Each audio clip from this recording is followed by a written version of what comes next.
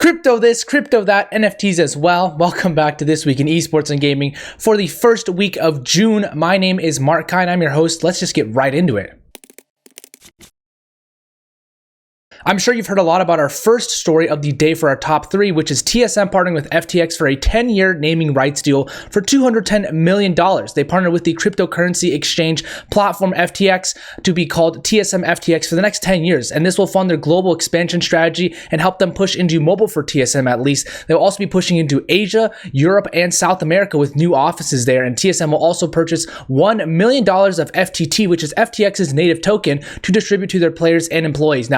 Now, lots of opinions on this deal, so let's run through them a little bit. On one hand, some people are very optimistic for esports in general, right? People see that this is a very big, huge naming rights deal. $210 million is not a small sum of money. And so the fact that this is one of the biggest sponsorship deals in all of sports in general, it's very cool for them. For reference too, FTX just partnered with the Miami Heat's arena for $135 million for 19 years. And while it's not an apples to apples comparison, people are still very keen on this for TSM and the esports industry. Not to mention, TSM still has all of its other sponsors currently, and some in esports are a little more skeptical. On the other side, they're skeptical based on the volatility of cryptocurrency and wondering how much of the partnership revenue is cash versus crypto. Now, if this were an entirely cash deal, obviously TSM would have made a steal deal, but no one really knows what crypto is doing, right? It could go up to $50,000 with Bitcoin and then go down to $30,000. You never know with cryptocurrency. It's kind of all over the place. So it's really a gamble here, and I'm very intrigued to see how this will roll out. They had a really interesting announcement video, so go check it out if you want to. I'm just really curious how TSM will be able to add $21 million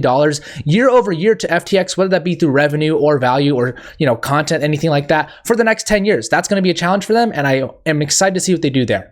Valorant Mobile has been announced by Riot Games exactly 1 year after the title came out on PC. Valorant's success has been absolutely amazing, and for a game that's only been out for 1 year, it's basically already a tier 1 esport. They had their CVT 2021 Stage 2 Masters Reykjavik peaking at over 1 million viewers in May, and there won't be any crossplay, which makes sense, but this will still be interesting. So my thoughts here, it makes a lot of sense given how successful Riot Games is with the Valorant thus far. My thing is, how hard will the controls be on mobile? Games like Overwatch really haven't touched mobile too much. There's a lot of control scheme organization that needs to be done correct, but I'm sure Riot Games is very smart and smart enough to figure that out for my glance. My question here is, I'm curious how Riot Games will support esports for mobile, and I predict that they will actually support it pretty wholeheartedly like they did for PC, with them also planning a console version for Valorant. Who knows? This might be echoing a similar sentiment to Apex Legends, just with much quicker pacing, and I can imagine a lot of my friends in the content creator scene will also move over to Valorant Mobile. So we'll see here how it pans out for the mobile gaming FPS scene. And for our last top three story, the NBA and Budweiser partner with Gaules to broadcast NBA playoff games starting this past Wednesday on Twitch. He started with the Hawks and the Knicks and then the Mavs and the Clippers and will continue into the next season. He also plans to have special guests on as well. And before we get into my thoughts here, for those of you who don't know who Gaules is, he's one of the biggest CSGO streamers in Brazil. He averages about 20,000 viewers and his chat is very highly engaged. And so my thoughts here, the NBA is one of the few sports leagues that are actually very innovative in terms of partnerships, and they've been trying to tap into the younger audience heavily. While the NFL is working towards that, the NBA has actually been doing it and executing it very well, and it's something I see actually among friends my age, right? A lot of people watch the NBA as well as play video games and watch esports, so it's a really good combination there. It's also huge since basketball is such a more global sport than that of, let's say, American football, and so it's able to spread across regions much easier here. And with 44 million people watching NBA content in Brazil already and lots of basketball fans in the CSGO scene as well in Gaules' chat, this partnership really makes sense. It's big and influential for the community. I think it's a good partnership for both parties alike. As far as partnerships go, ESL Gaming partnered with the digital and social football content firm 433. The partnership will focus on increasing the global visibility of the virtual Bundesliga, a FIFA esports competition, with VBL's short-form VODs and social stories to be featured on 433's esports channel. Dignitas partnered with digital bank QNTMPAY in a naming rights deal as well. Dignitas' LCS team will be renamed QNTMPAY as a part of the deal, and their academy team will be renamed Dig QNTM Academy. Combat Gaming have partnered with Chelsea midfielder Mason Mount. Mason will host Combat Gaming's new gaming show series, which is set to air on Sky UK Broadband during summer of 2021, and he'll compete in Combat Gaming celebrity gaming events across titles like FIFA, COD, and Fortnite. The San Francisco Shock partnered with Northern California's McDonald's. San Francisco Shock will help McDonald's engage in the local esports audience by creating custom content and other activations yet to be announced. Challengermode partnered with Opera GX. Both parties will create a grassroots esports fund of $30,000, which aims to accelerate the growth of small emerging esports organizers in the UK, US, and Germany. WePlay Esports partners with Binance. WePlay Esports announced their first NFT will be available on Binance's NFT marketplace. The storyline collection of WePlay collectibles will be auctioned as a part of the 100 Creators campaign, timed to coincide with the launch of Binance's new marketplace in June. Team Secret partnered with crypto exchange company Uniswap Labs. Team Secret will develop exclusive content and esports activations for the Uniswap protocol. According to the release, this will also include future technology launches and other projects under the Uniswap Grants program. Razer partners with Team Queso to become Team Queso's official gaming chair partner and will supply the org's players with Razer Isker chairs.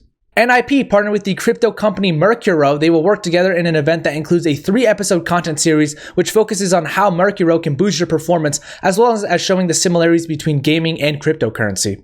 ESPAT AI partnered with Unified to help catalog and distribute both photo and video content from past and future tournaments. This comes recently after ESPAT partnered with the LCS last week. FaZe Clan partnered with DC Comics. They will promote their Batman Fortnite 0.6 issue limited comic book series from Epic Games and DC with their special campaign called Batman Fortnite 0. and FaZe Clan Death Run, which is a week-long event featuring a custom-made Death Run map inside Fortnite.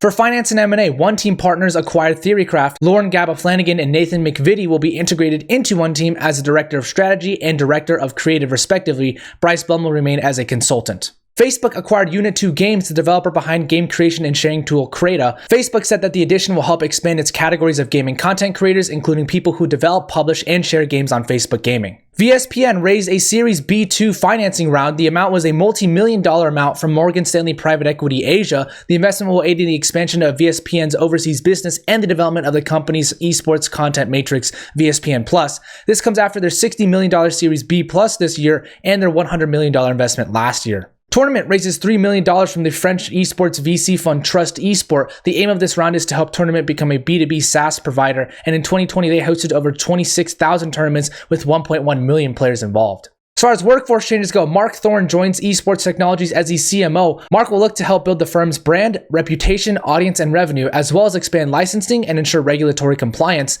Mark was previously with Betfair, GVC, BetFirst, Bonnier Gaming, and Twin.com. Sebastian Park, Carlos Pereira, Piers and Faye Maidment joined the board of BITKRAFT Ventures. Sebastian has been named a venture partner, Carlos is a principal, and Piers and Faye are associates. They plan to help with strategic support through startups working to build virtual worlds and economies of the future, aka things in the metaverse. Philippe Makaruski joins Pain Gaming as the esports director. The former Riot Games Brazil esports ops manager will now be responsible for admin and strategic planning of Pain Gaming's lineups. He formerly worked on CBLOL, Valorant, and TFT in Brazil. Byron Beatty joins EA as the GM of Battlefield. The former EVP and GM of Call of Duty will now be serving as EA, overseeing the release of Battlefield 6 to support the franchise. And for me as a Battlefield 1 player, I'm a big fan and excited to see this coming through. As far as new stuff goes, Activision launched their mobile in-house studio, Activision Mobile. They will be dedicated to the development of mobile games in-house, and they're working on Warzone Mobile potentially, though they already have Call of Duty Mobile through their partnership with Timmy Studios. Tencent opened a new LA office which aims to consolidate Tencent's existing LA locations. It will be located in Silicon Beach and will house around 150 employees to begin with. The Free Fire World Series surpassed 5.4 million peak viewers during its first round of finals on May 30th. This breaks the all-time record of peak viewers for any esports event excluding Chinese platforms, and it was broadcast in 12 languages across YouTube, Twitch, Facebook, TikTok, BK, and Booyah, which is a lot more than a lot of esports events. Credit to Esports Insider, the Esports Observer, Esports, Games Industry Biz, and the orgs themselves for providing the images and press releases. If you enjoyed this, I would appreciate you tagging someone down below so they can see it, and have a wonderful day, everybody.